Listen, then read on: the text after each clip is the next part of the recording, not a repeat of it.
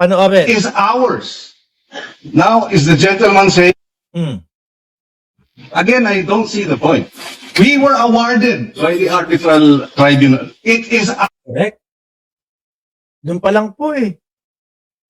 Doon pa lang ho mga kababayan, tapos na ang usapan eh. In-award, tayo ang binigyang karapatan ng UNCLOS dyan sa West Philippine Sea. Tapos meron tayong mga senador na sasabihin, hindi nga po natin alam kung saan ang coordinates ng ganyan, baka matalo po tayo. In-award na nga eh. Hindi ho ba? Tayo na yung binigyan ng karapatan, no?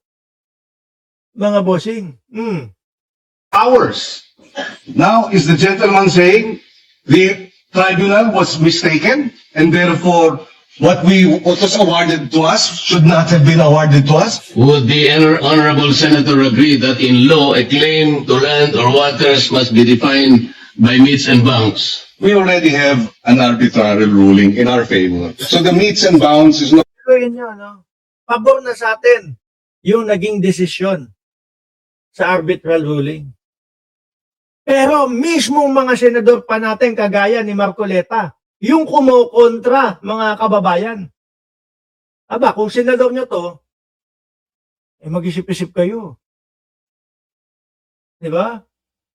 Mag-isip-isip kayo mga DDS. Oh. Kung sinasabi niyo lagi na kami ay makabayan, kami ay maka-Pilipinas, ang puso namin ay para sa Pilipinas. Kung ito ang senador ninyo, gago kayo. Di ba? Kasi ganyan yung mga Pilipino eh. Ganyan yung mga DDS no? Makabayan kami.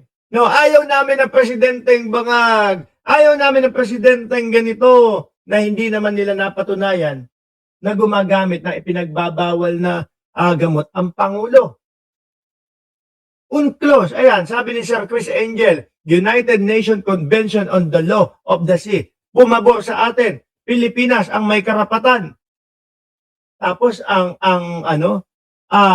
umaangal yung mga kagaya ni Marcoleta ho, mga bossing. Oh. Na yung pagpabor po ng UNCLOS, dapat po ikagalak ng bawat isang Pilipino na wala ka ng cheche boreche na kumbaga sasalungat ka pa dyan. Kasi usapan dito, teritoryo natin mga bossing. Di ba? Usapan dito, yung bayan natin. Tapos biglang, hindi nga ho natin alam kung saan ang coordinates ng China. no longer debatable. The arbitral ruling has awarded the Philippines and not recognized our claim vis-a-vis China. It has rejected China's 9-line, 10-line. Huwag mo sabihin pinapaniwalaan ni Rodante Marcoleta. Yung 9-line. Na sumunod na mga araw, 10-line. Susunod na araw, na mga buwan, 11-line na. Susunod na mga araw, 20-line na. Sinakop na buong mundo. Wala akong naniniwala dyan. Imaginary line ng China yan. 9-line claim and has upheld the Philippines' position that what China is doing within the exclusive economic zone of the Philippines is illegal. And therefore, the debate as to whether there are metes and bounds is moot. We can debate until kingdom come, but that will not change the arbitral ruling in our favor, Mr. President. I beg to disagree. I would like to believe that there has not been any specific computation or coordinates of the Biruin mo. Hindi kaya ibinenta na ng mga Duterte itong West Philippine Sea talaga? No, ako nagtatanong lang. Nagtatanong ako, ibinenta na ba talaga ng mga Duterte itong West Philippine Sea? Na ang ginagamit nilang lawyer para ipagtanggol, no, na hindi talaga sa atin yan o talagang malabo na maging sa atin yan, si Marcoleta. Okay na no. Gising-gising. Mga DDS. ito yung senador ninyo. Tapos sasabihin nyo, maka-Pilipinas kayo, makabayan kayo. Halos, yung karapatan diyan sa West Philippine Sea, sa atin na inaward. Pero siya pa yung nakikipagtalo. the West Philippine Sea. For the indulgence of our colleagues who were not here at the 19th Congress, we had a long discussion on the floor approving the baseline, Philippine Baseline Maritime Zones Act. So meron na po tayo approved and signed by the President. It was the Philippine Baseline Law and the Philippine Archipelagic Sea Lanes. Yung ba China, meron silang coordinates? Yung 9-line nila? Oh, Wala eh. Magas ka, oh. Paano masasagutin yan, Marcoleta? Tayo nga, may Asikat kasi si Marcoleta, akala niya, ay kakayanin niyang maipagtanggol. Di ba? Ngayon talagang naniniwala na ho ako doon sa sinasabi na meron talagang mga Pilipino na binabayaran ang China Oh, para sirain ang gobyerno Para sila ang magwagi Di ba?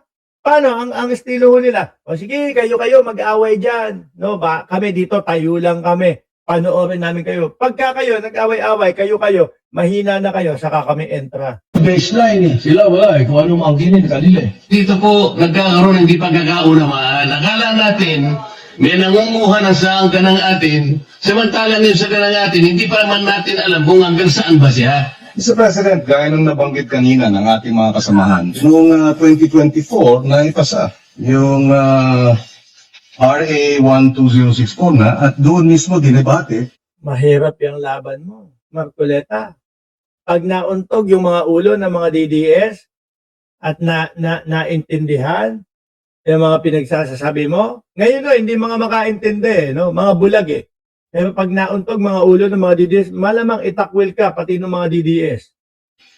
Section 14, Lalo na kapag ka naalala ho, mga kababayan, yung pangako ni Rodante Marcoleta na 2,000 pababa na kuryente libre kapag siya ay nanalo. other maritime jurisdictions, the Philippines shall exercise all other maritime rights and jurisdictions in accordance with the UNCLOS, the South China Sea Arbitration, case number 2013-19, international law and other pertinent and regulations of the Philippines.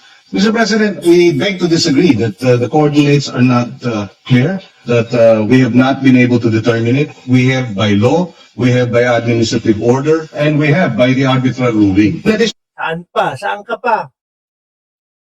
By law, administrative ruling, pati UNCLOS, kasama na. Saan ka pa, Marcoleta? actually by name. Kalayaan is a municipality of Palawan. Pag-asa sa barangay. Yes. And therefore, the exclusive economic zone as defined in UNCLOS provides that it is a sea area extending up to 200 nautical miles from a coastal state baseline. So the baseline would be the Kalayaan group and 200 nautical miles from the Kalayaan group. So I do not see how the Kalayaan Islands is outside of our exclusive economic zone. I beg to disagree, Mr. President. All these should suffice, Mr. Kaya nasasabihan si Rodante Marcoleta. Ano sabi sa kanya? Low, pinakamababa na abogado. Yun yung sabi kay Marcoleta no? Sa mga ganitong estilo niya President, for us to assert that China is illegally occupying parts of our exclusive economic zone and is claiming likewise 150,000 square kilometers of our continental shelf and 381,000 square kilometers of our EEZ. I mean, that should suffice. Marcoleta, wala ho, hindi mo papatinag yung si Rodante Marcoleta at ipipilit niya yung kanyang gustong sabihin, mga bossing. Ipipilit niya